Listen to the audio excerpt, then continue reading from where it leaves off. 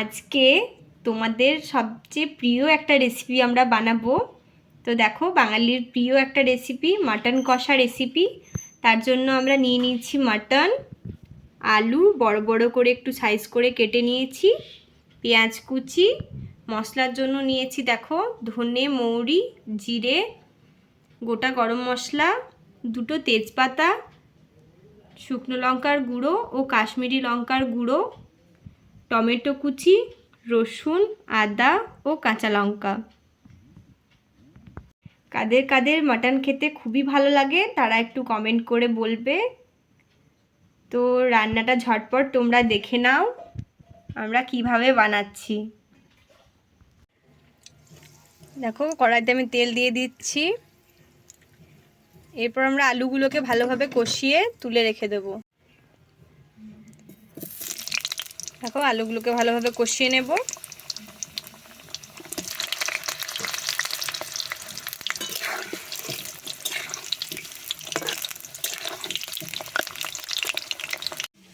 এইদিকে আমাদের মশলাগুলো সব এক এক করে বেটে নিচ্ছি। আমরা শিলনোড়ায় বাটছি। এটা আমাদের রসুন বাটা, আদা বাটা, জিরে বাটা ও ধনে মৌরি বাটা। আলুগুলো আমাদের কষানো হয়ে গেছে। এরপর আমরা আলুগুলো তুলে রাখছি।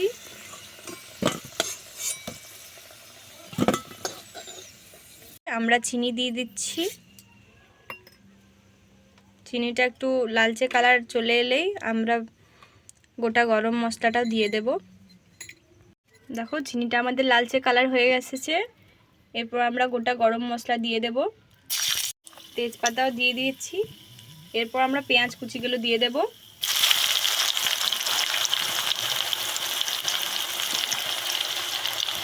পেঁয়াজ কুচিগুলোকে ভালোভাবে নাড়াচাড়া করিয়ে নেব।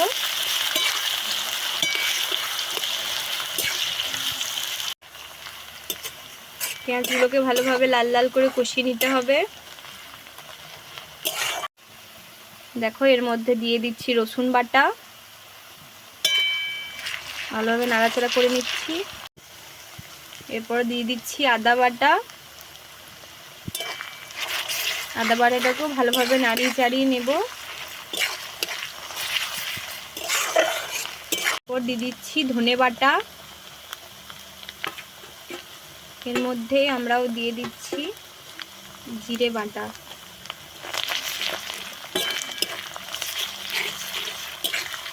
এবার সব ভালোভাবে কষিয়ে নেব কিছুক্ষণ ধরে।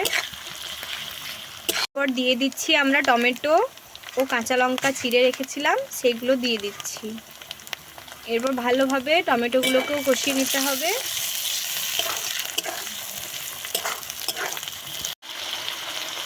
এরপর আমরা দিয়ে দিচ্ছি পরিমাণ মতো হলুদ। এরপর দিয়ে দিচ্ছি আমরা পরিমাণ মতো লবণ।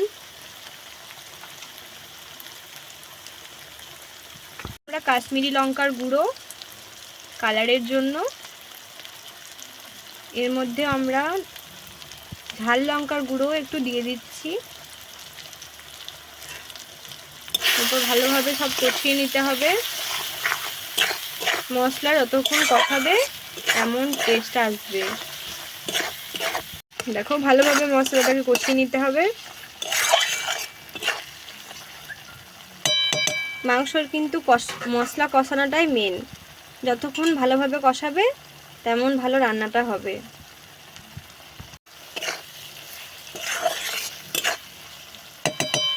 মশলার মধ্যে তেল ছেড়ে দিয়েছে। এরপর আমরা মাংসগুলোকেও দিয়ে দেব।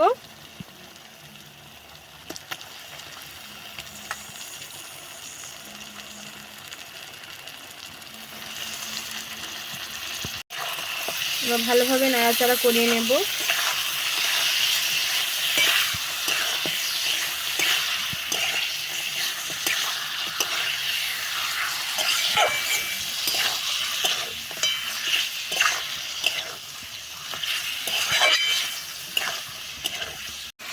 আমরা কিছুক্ষণের জন্য ঢাকা দিয়ে দিচ্ছি।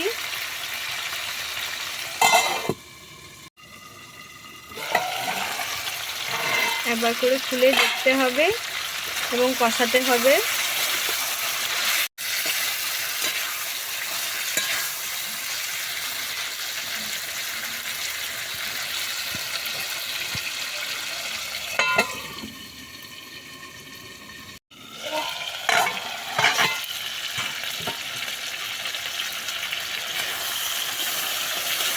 দেখো কষানোটা প্রায় কমপ্লিট।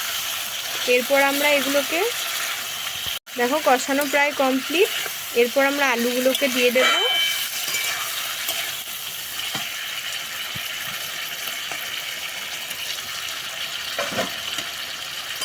আলু দিয়েও ভালোভাবে আমরা কষিয়ে নেব।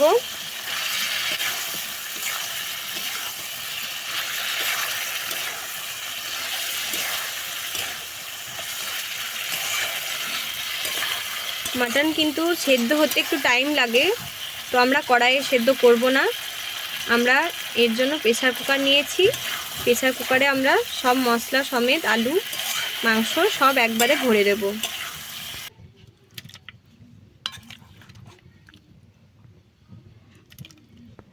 দেখো প্রেসারে আমরা ভরে দিলাম।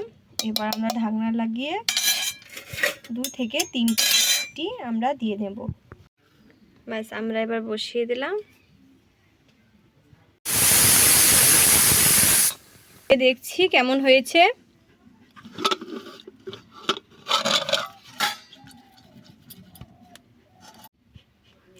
গরম মশলাটা আমরা দিয়ে দিচ্ছি।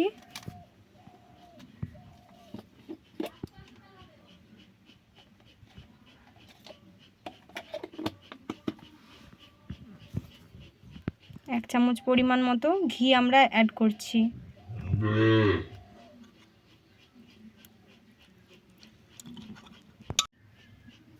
এই হচ্ছে আমাদের মাটন কষা রেডি।